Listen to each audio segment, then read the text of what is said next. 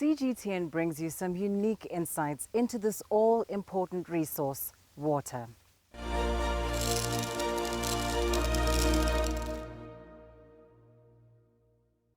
Hi, I'm Stephanie Fried in Central Israel, and I'm joined by Roberto Nathan. He's an expert in drip irrigation with Israel's agriculture ministry. Roberto, thank you for joining me. What kind of impact has been brought to the world or in this country by the advent of drip irrigation?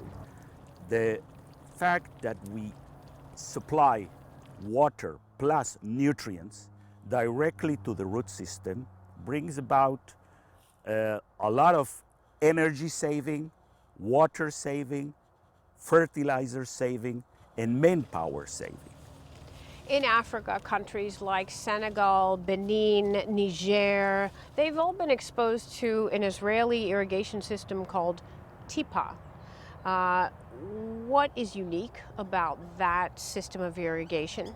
TIPA is a system that is very inexpensive due to the fact that the wall of the pipe is thinner than what we use in Israel.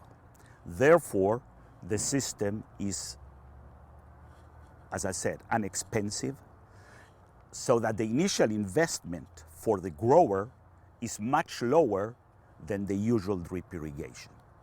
On the other side, you must bear in mind that it lasts for few years, depending on how thick the wall is.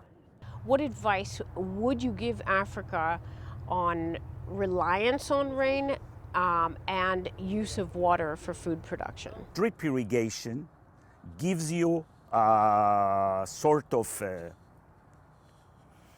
assurance that if there is a problem with the weather and there is not enough waterfall, you can open your system and supply the water that the plant needs.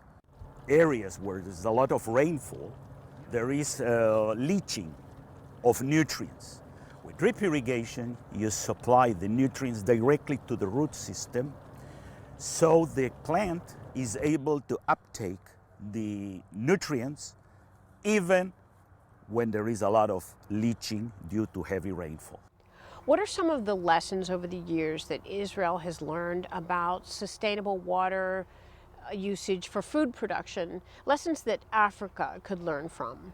Using sensors for monitoring irrigation and fertigation, that is the technique of injecting fertilizers and using the irrigation water as a vehicle to supplying nutrients to the plant. We also use drones to detect the amount of water we need to supply to the plants, and also the amount of nutrients by especially taking pictures, for example with infrared, etc., that allows us to see what our eye cannot see.